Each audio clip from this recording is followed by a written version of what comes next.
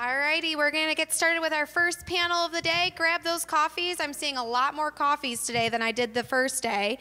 So in this panel, we have a whole panel of industry experts that are going to be discussing how AI and machine learning combined are expected to push a $2 trillion e-commerce market to an even bigger number. They're revolutionizing conversations and content today, which in turn provides the customers with a better experience. Here to moderate our panel, I'd like to introduce Chris Tomaselli.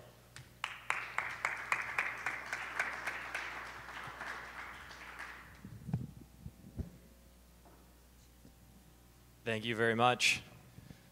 So, I'm excited to be here today in Las Vegas. I flew in from Austin, Texas. I'm joined here by a handful of very brilliant people. Just for my background and your sake, I lead business development at Cognitive Scale. So Cognitive Scale is the leading private enterprise AI company. It was spun out 6 years ago by Manoj Saxena. He had a conversation with Ginny Romney as the first GM of IBM Watson. She said, I know you can do it faster, go do it, we'll invest in you. After some funding from Microsoft Ventures, Intel Capital, Norwest Ventures, and a handful of others, 6 years have gone by. We've worked with 60 Tier 1 different accounts across the world. We've done a lot of thought leadership around model visibility and regulation with the government of Canada and a select other few. I've helped to grow the business year over year by 400%, structured partnerships with various groups ranging from Microsoft to Intel, Blue Prism, and I'm very excited to be here today. Thank you for the opportunity. Next up, we have, who's first on the slide deck here? Gary Knights. Gary, if you want to join us.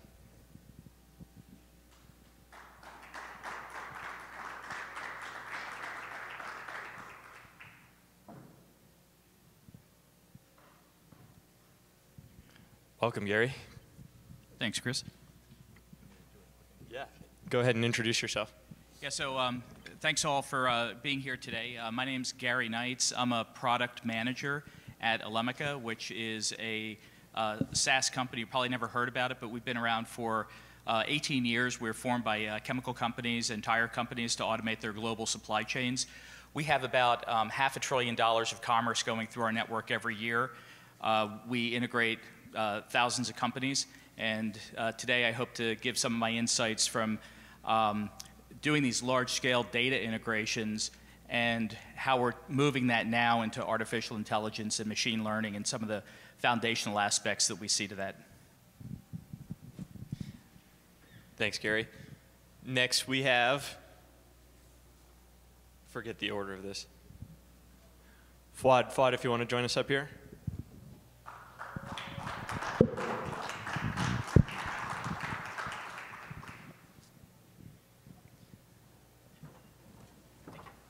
Fuad, you just flew in from Arizona, heading out to Asia tomorrow, is that right? Yes, that's correct. So, my name is Fuad Rahman. I'm founder and CEO of a company called Apurva Technologies. So we focus on machine learning, but we have a heavy emphasis on natural language processing. In the recent, I would say 5 to 10 years, we're seeing a lot of movement, especially in the healthcare areas, on application, using those applications. So that's where I kind of spend most of my time with. And I have a very distributed, as you mentioned, I have a very distributed company, so offices in many places, which means I basically run a 24-hour clock. Terrific, thank you, Fuad. Next up we have Daniel, back up on the stage.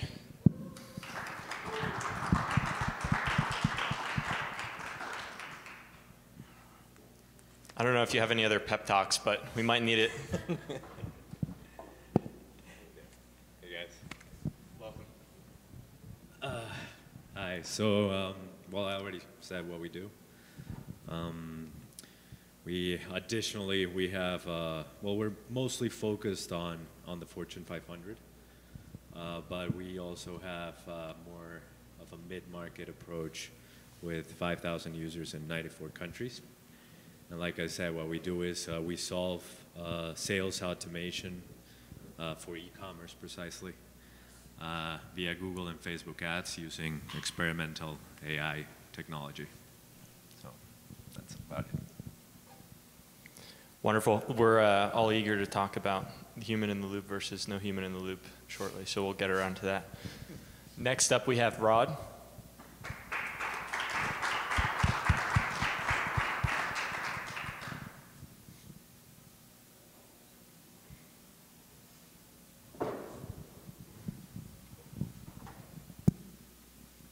Good morning. My name is Rod Goins, and until the end of the year, served as a senior director and on the leadership team at a software development company, Navex Global, that's also the world's leader in ethics and compliance. We looked at a lot of AI solutions, and when you're working with multiple verticals, including 96 of the Fortune 100, as well as the regulatory and compliance work that we did, certainly I will be able to weigh in on some of the challenges that might be out there. At the start of the year, seeing a need to assist companies in choosing an ethics and compliance provider, be it governance, regulatory, et cetera, I began a consulting company that will help take companies through that minefield and be able to make the best selection for their needs. That marketplace certainly is diverse. There are companies that specialize in a single area, like incident management or hotline, and do very well at it. There are others that look at entire ecosystems. So my job now is to try to assist companies in determining what is the best spin for them that will mitigate their risk as well as take care of all their ethics compliance needs. In addition to that, we also offer CX services and language services. Thank you very much. And last but not least, we have Murali joining us here.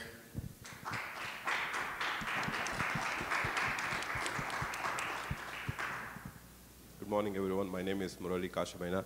I kind of wear multiple hats today. I'm one of the founders of a company called Intrigna, which focuses on enabling real-time intelligence-driven, real-time evidence-based decision-making for different verticals.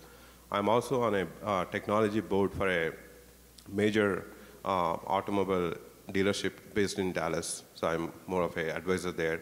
We are trying to enable AI-driven dealership models, SaaS-based and all that, so I'm helping them on that front.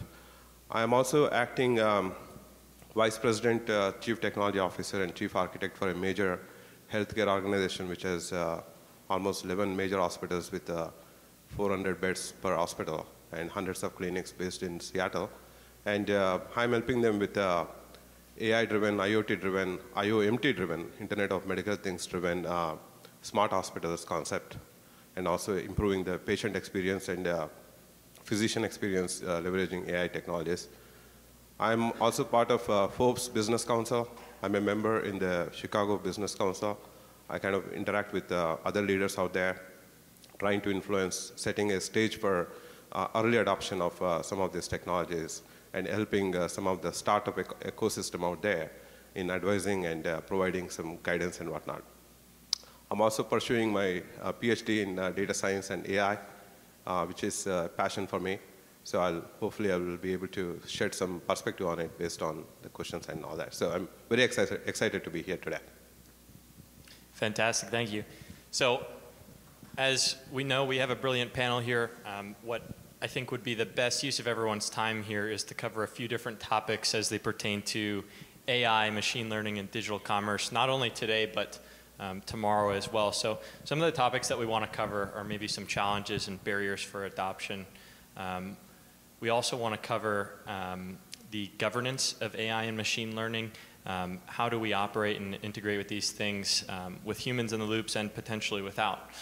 So very excited to dig into that as well. And then the final point that we want to touch on will definitely be around the exchange of privacy for the consumer or the enterprise versus convenience.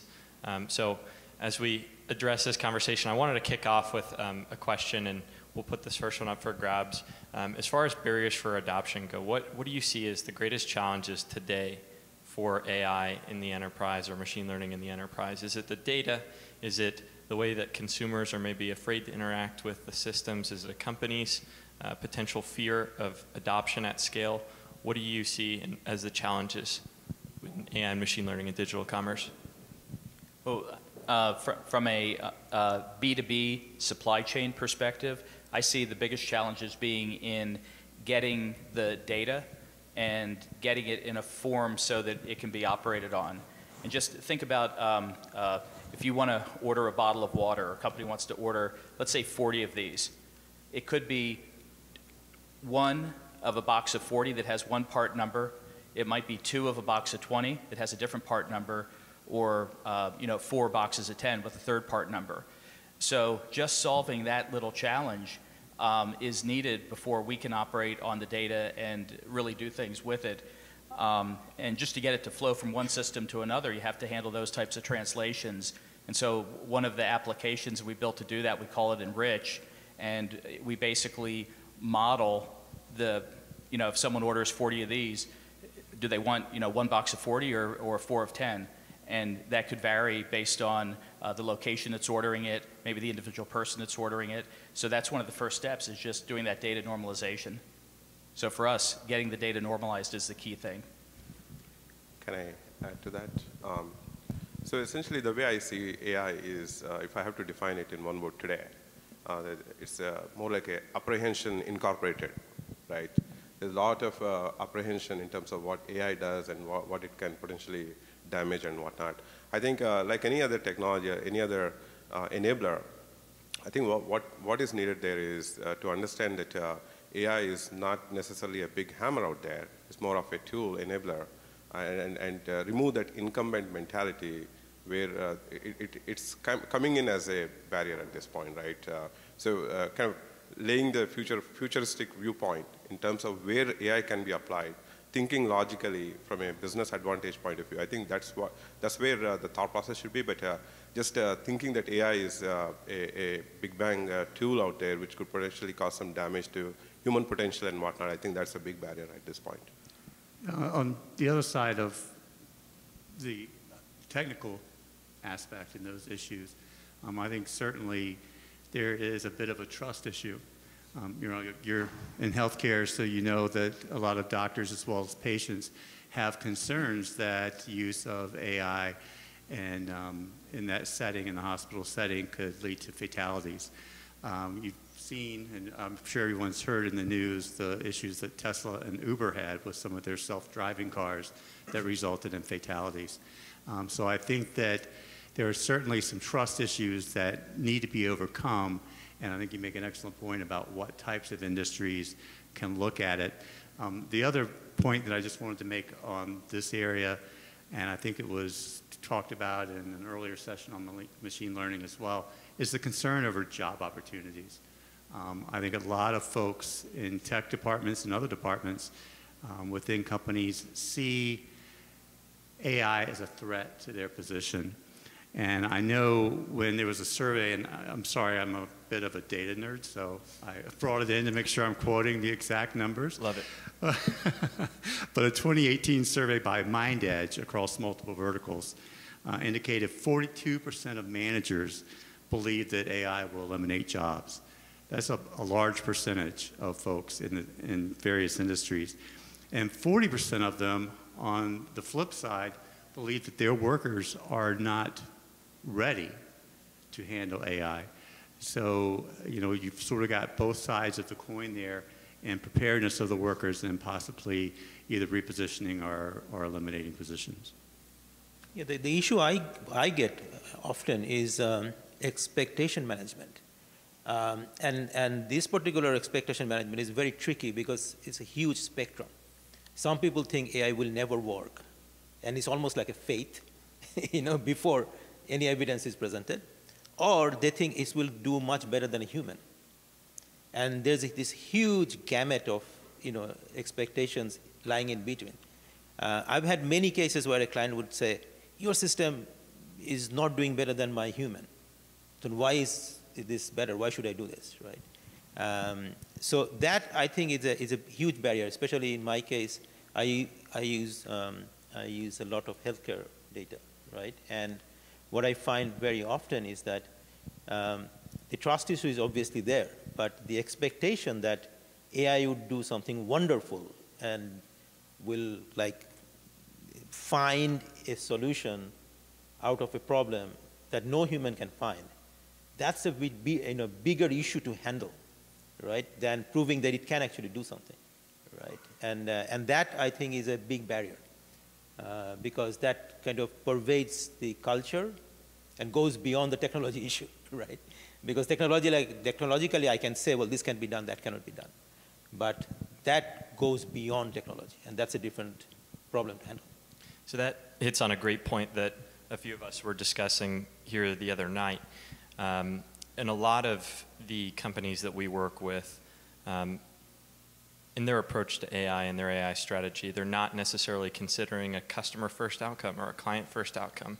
So as we're thinking about the end user first in digital commerce, if you're not aggregating the right data and you're not holding it in the right places and you're not allowing it to communicate with different organizations across the enterprise, like many banks we work with today are still failing to do, you're never going to have those outcomes. You're setting false expectations and false realities. You're setting yourself up for failure. So I think that foundation is essential.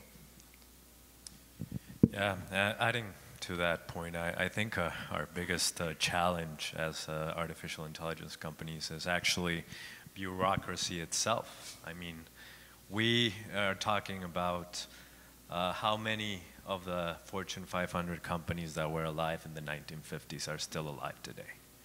10%. 9 out of 10 Fortune 500 companies from the 1950s have become extinct.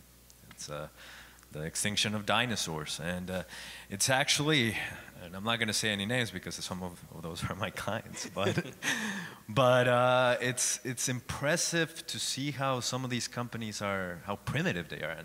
And what Chris is saying about the consumer first, the customer first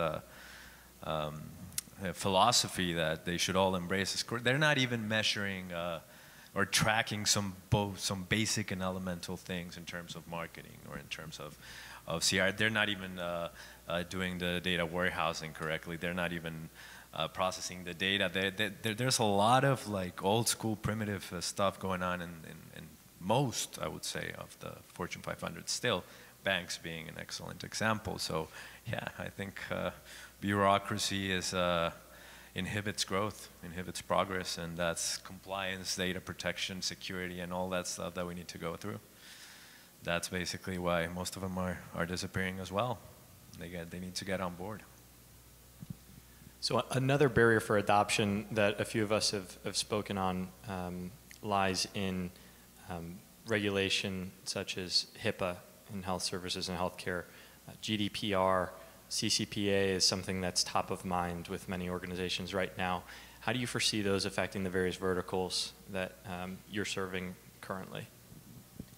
Well, I can address part of that because I deal with a lot of HIPAA protected data, right? Especially personal health information and that kind of stuff. It has created a big barrier to adoption of AI because this is a two-edged sword. Data can get overly cleaned, and then that data becomes unusable in AI. As we know, the AI needs labeled data. The data has to mean something.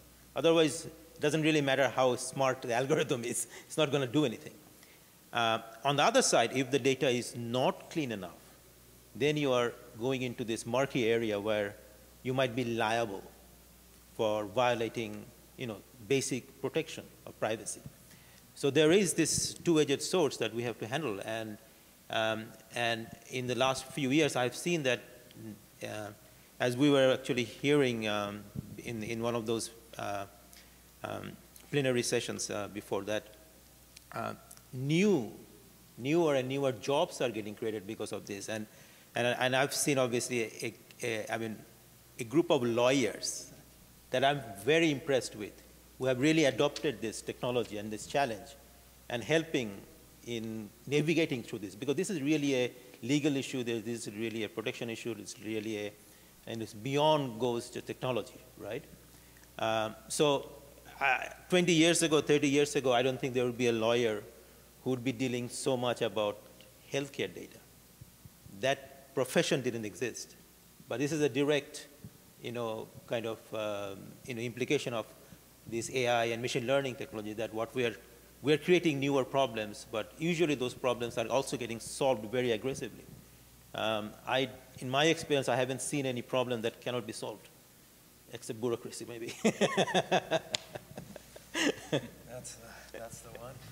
Yeah. I mean, we saw this like with GDPR. We had to look at our systems and figure out, okay, what's the level of protection in different parts of our systems, which are mostly supply chain, but now we had to evaluate that personally identifiable information and decide, okay, we had to bring the lawyers in, okay, what type of contracts do we have to put in place to have the right, to make sure that, okay, this company over here is responsible for that data, and they're going to make sure that everything's legit so that when we get it, we don't have to worry about it. Or in the case of like credit cards, we get a credit card number, we had to redesign systems to be able to, store different things in an obfuscated way so not even a system admin could get to it. And so you have the technical challenges that you have to deal with, and you have to look at what your system capability is. So if you have one company whose system maybe cannot handle like a pharmaceutical API metadata, but the other system can, how do you integrate those, and how do you bridge those types of gaps? It can come down to like a very detailed data structure level as well, to make sure that you have a place for everything. Or if this company can't receive it, figure out, okay, we have to email that part of the information because we can't get this other part into the system and make that secure. And while EU's GDPR is probably the best known, there are individual countries as well, for example, Russia, where Russian citizen data has to stay within the country. So you really need to think about where that data is being stored as well.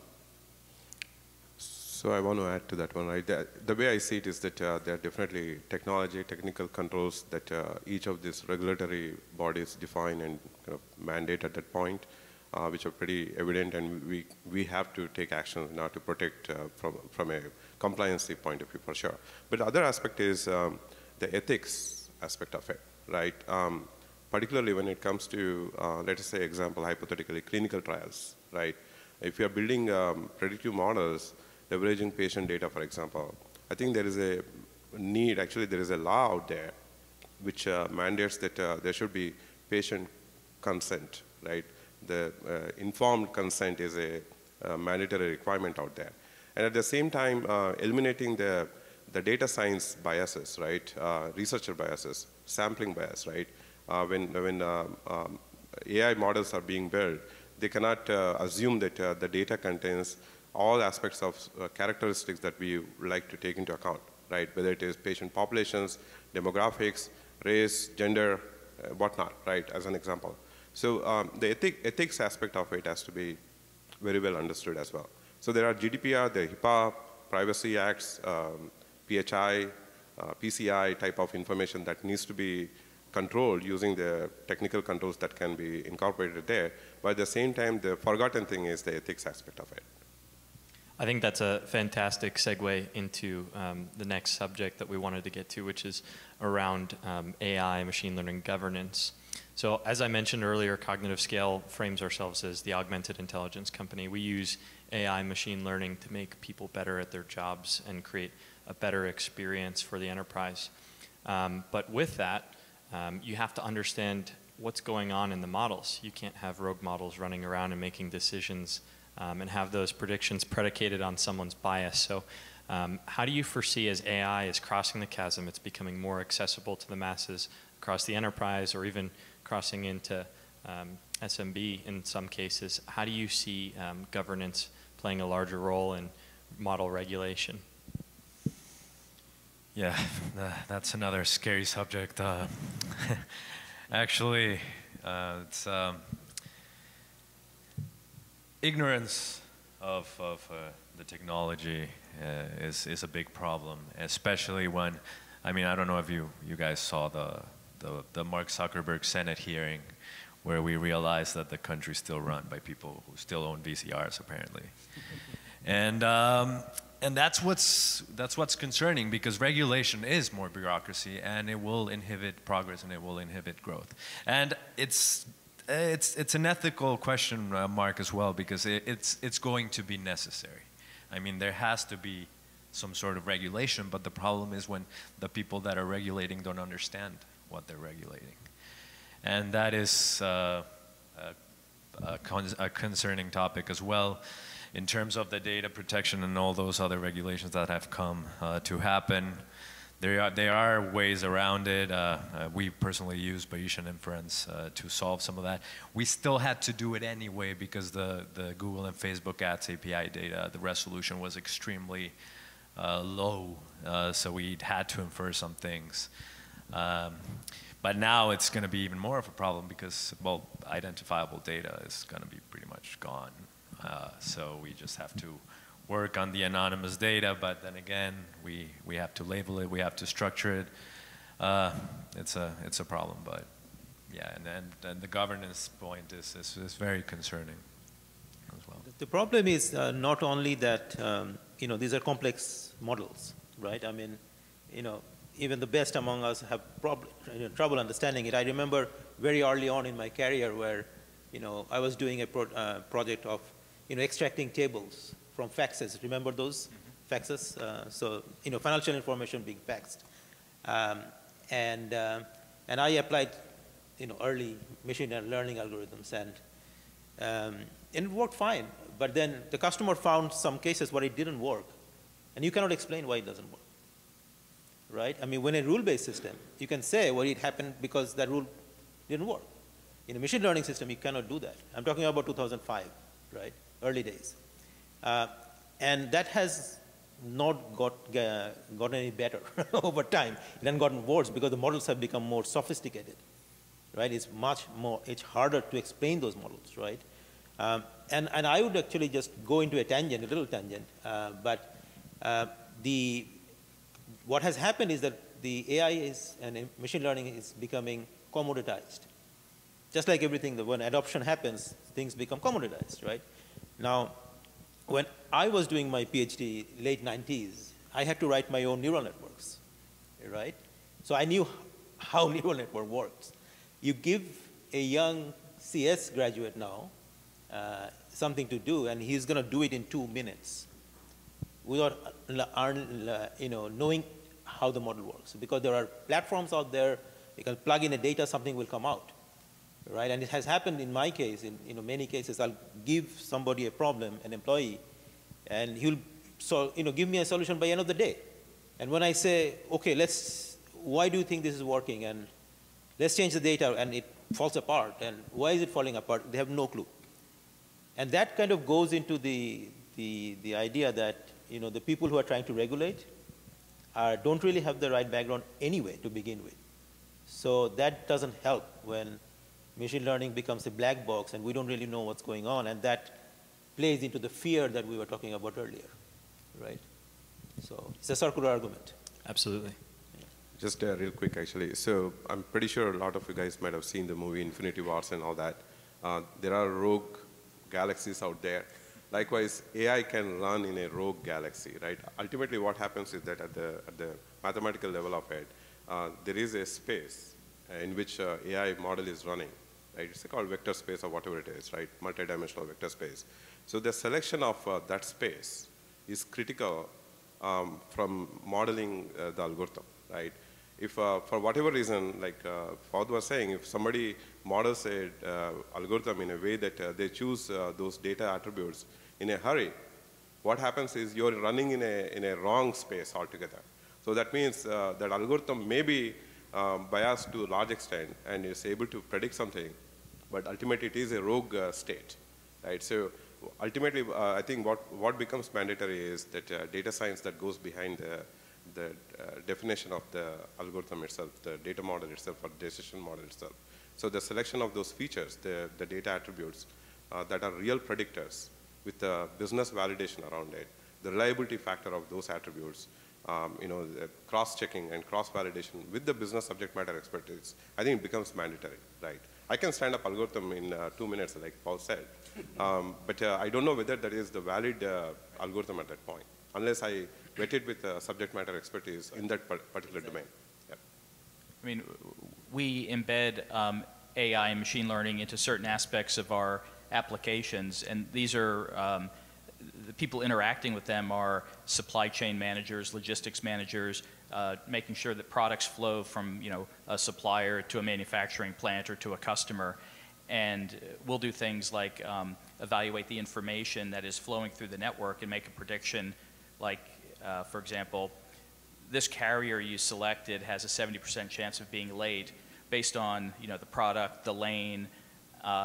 You might want to select this carrier. And so to be able to sell that and have a company trust it, to make a decision, you have to show to some of the expert people involved in the sales cycle who are buying it how it works so that they're comfortable that they're going to put it out in the organization to make decisions that can cost money or save money if they're depending on if it's the right or wrong decision.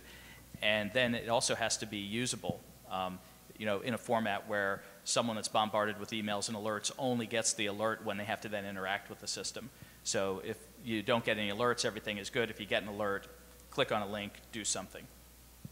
So it sounds like visibility and explainability are key components to building a foundational AI practice.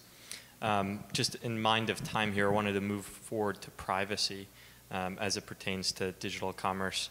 I think someone noted the other day on the security and privacy panel how things may play out and how it's going to become increasingly more difficult to maintain any sort of individual privacy.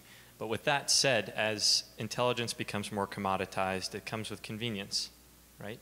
If you understand the buying behavior of the individual consumer who's going on a mobile shopping app, and you can put things at their fingertips to help them make that decision like that, why aren't consumers admitting to all these conveniences? Why aren't they giving up their privacy?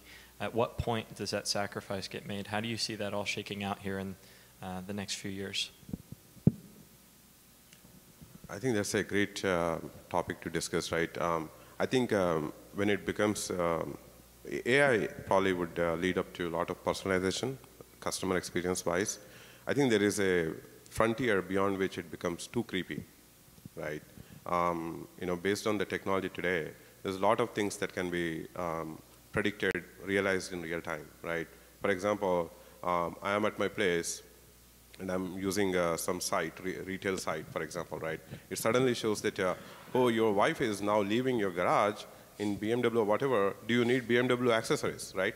That sounds too creepy for me, right? That means somebody is not only looking at my profile, but they know where I'm at, what my wife is doing at that point, right? So that kind of creepiness is something that needs to be consciously eliminated, right? So there is a limit to the extent that AI can be applied in that aspect of customer experience, right? So, and I think the big thing is actually the domain, right? I mean, in some domain, I mean, in e-commerce, it is welcome. I mean, I love what YouTube suggests my next song going to be, or Spotify. They know my music choice better than me sometimes, it looks like. And it finds music that I love, right? The algorithm is working. For sure. But I don't want it to know my buying habits, for everybody to know, right? Netflix, yes, great, right? I'm great with that, but not healthcare. So I think the whole thing is about, where you draw the limits, right? I mean, like I have, personally speaking, disconnected myself from all news apps that was using AI, because I found out that I'm only getting news that I tend to like, right? And I'm getting into this bubble where I'm being shielded from everything else I don't probably want to read. And that's not a healthy area to be in, right? So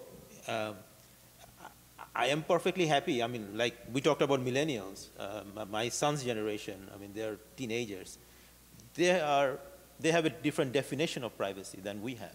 And I'm sure my dad's generation had a different definition. But I think what we are playing with here has repercussions for the future. Because what we are giving up right now for these conveniences may actually come back and ultimately hurt us down the road.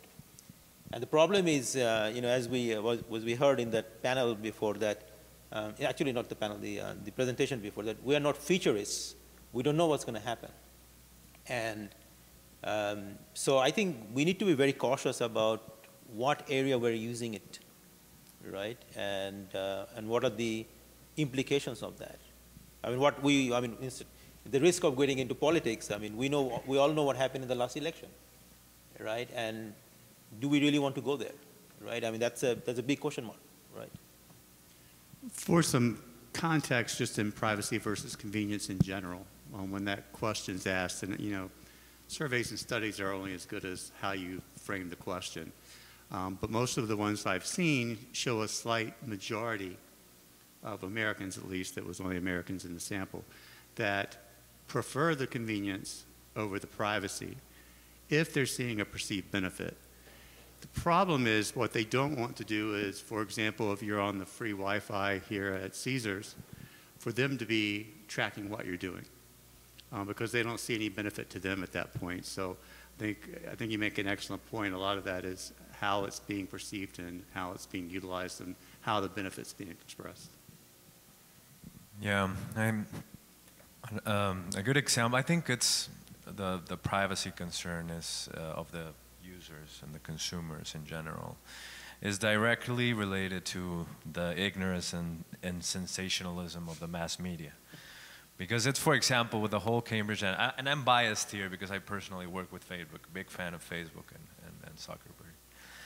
But I'm biased here, but it's like somebody, in the end, Facebook is just a platform, it's just a tool. So it's like somebody stole a gun and then used the gun for that exploited the whole data protection Cambridge Analytica scandal.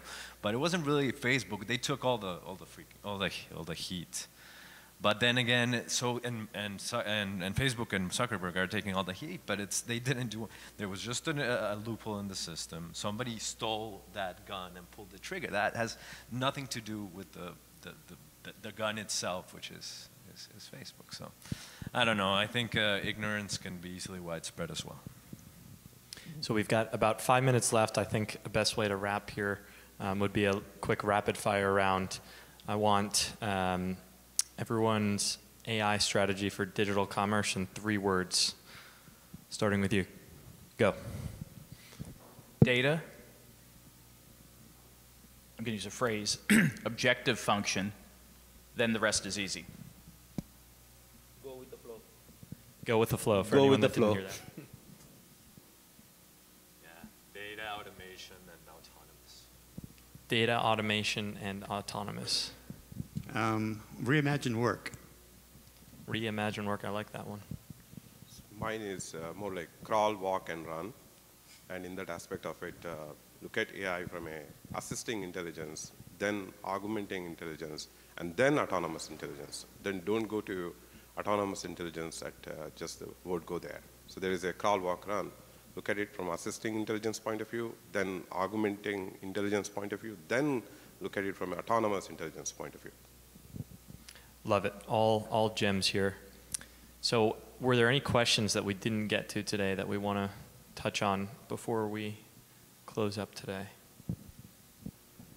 We can either do it amongst the panel or in a Q&A format, whatever forum people find most appropriate.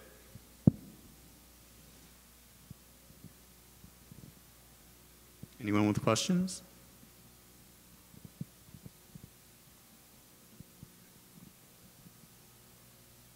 Is this on? Yeah, I was very curious. So I heard you say, one, you have to understand the model, and then the only models you can understand are rule-based models, so true AI models you can't understand. What are the ethical implications to applying that to healthcare, where a decision can be made that can affect the life of a patient that you can't trace why that decision was made? I'm assuming this is for me. So you actually touched on a very important question, because whether I like a song or not does not have very long-term implications on my health, right? But if I either approve or disapprove a medication from an insurance perspective to a patient, that has implications. That has direct implications. And that's, I think, where I think the panel is broadly talking about this balancing act between AI and human, right? I know, Daniel, because in your field, humanless loop is great, right? But in some applications in healthcare, I cannot imagine anybody doing humanless loop because the implications are just too complicated, right, and overwhelming. So I would say that the way that I, kind of suggest people or recommend people is that you need to put your SMEs and decision makers in that loop. AI is here to create efficiency and intelligence, but what we do with it must be a human decision, right? I mean, and I think that's where I think, at least I'm going back to Murali, that's what he said. First we have to crawl, and then at some point, maybe 20 years down the road, we would be there. Unfortunately, we're probably not there yet. From a healthcare, So from a healthcare point of view, in the most recent survey that was conducted across the nation, the burn rate of physicians is at 40%. And that is causing a lot of behavioral issues where they have suicidal tendencies today. So if I have to look at it, how technology can enable that, right? And if you look at the time physicians spend, for example, they spend a lot of time in routine tasks, actually, dictating, right? For every patient visit, they have to enter 100 different things into the system, right? The notes, the medications, the orders, the order sets, follow-ups and whatnot, right? So if AI can be smart enough in terms of reducing that the burden on a physician, for example, that's a great use case, right? We're not replacing the physician. We still are human-based, intellectual-based approach to care delivery. But at the same time, we are enabling that physician in terms of his or her productivity, efficiencies, and whatnot, right? So that way, we are kind of reducing the, enabling that physician to be more productive, right? And ultimately, if you look at care delivery, it's a human interaction. Someone was talking about it yesterday here. It's all about human interaction. There is a social intelligence that goes with it. There is contextual, situational intelligence that goes with it. And there is always intellectual intelligence at the end of the day, right? That probably cannot be mimicked to 100% by some AI, right? So we need a human at the forefront of it. And human can only deliver care with a human touch, right? So AI can enable that human to be more productive, but ultimately we need human there. So to answer your specific healthcare question, there are so many use cases like that, wherein AI can come in the way of assisting different workflows there, making it much more reliable and efficient at that point. Even if we can reduce that burn rate from 40% to 35%, it's a great win for a physician world point of view. The physician enterprise is really looking for that kind of AI enablement at this point. And I think it's really important to have a person in the loop for decisions where the consequence of deviation is really high. Like, for example, the 737, I'll just use that. Any pilot could have looked at the indicators to determine, hey, one of these angle of attack indicators is incorrect. And you can look at your vertical speed indicator. You can just look out at the horizon and say, hey, I shouldn't be going nose down, I should pull the nose up. But when it may not have been AI exactly, but it was a rule-based system, it made a poor decision and there was no way for a person to override it. And you had like 2 or 3 highly skilled people in the cockpit, who were doing everything and they couldn't recover. So I think you always want to have for high consequence of deviation decisions, always have a person in the loop. One quick contextual point here. We've talked a lot about healthcare, and it does have challenges, but certainly it is finding homes in certain areas. Accenture recently did a survey, and they're predicting that marketplace in the U.S. healthcare market for AI will be about $6.6 billion by 2021. So, it's not being applied. It just has its specific challenges. I'm going to dare make an opinion. I am by no means an expert in health tech, but I do know one of our investors is co-investing a lot with Stanford Medical. They're doing a lot of great research, but I do agree in that I never thought it that way, because when I was saying no human, the the reason it's viable to do so, no human in the loop intervention right now in ad tech is because Google and Facebook have enabled it. They have enabled such technology. But the answer goes more along the ethical question mark as to we should allow this to progress without any human decisions. I do agree that in terms of health and in terms of the more critical decisions, there should be a human component. But and there's also a lot of misinformation because there's, I mean, it's in the disappearance of a lot of repetitive and mechanical jobs is inevitable. That is a fact. That is, but by liberating human potential with this progress and evolution of AI, a lot of millions of more strategical and creative jobs where human have a component that I don't think AI is going to have anytime soon will be created. So a lot of obsolete or primitive jobs, as I see it, will be gone. Yes. The boring ones, the repetitive ones, the ones where we're just not good at. We are not meant to work like robots. Let a robot do the robot work instead. We should be focusing on what we love and what we're passionate about. We should be focusing on liberating human potential. And I think this ethical dilemma should be better informed by, well, the media, but that's going to be tough. I mean, just piggybacking on what Daniel just said, by the way, I agree 100% with what you're saying. I think sensationalism is a big issue, right? And machine learning is nothing but another technology. There has been a lot of other technologies before this. This is not anything unique in that sense, right? I mean, a personal anecdote. I wrote my PhD thesis in 3 months. And my father was horrified. It took him a year and a half to write his dissertation in the late 60s because he had to type it. And any mistake, you have to retype it, the whole page, right? Took him a year and a half. I did that in 3 months. Was I better than him? No, I had better tools, right? And that allowed me to do a lot better in terms of how deep I was able to go into my research when I was doing it. And he didn't have the time. So I would basically say that we're having all this hype and everything around machine learning and AI and all that stuff. Think of it as another tool in our toolbox.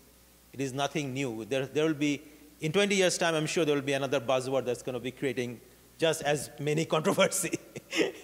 By that time, we'll probably get a handle on this one. Fantastic. Any other questions before we conclude today?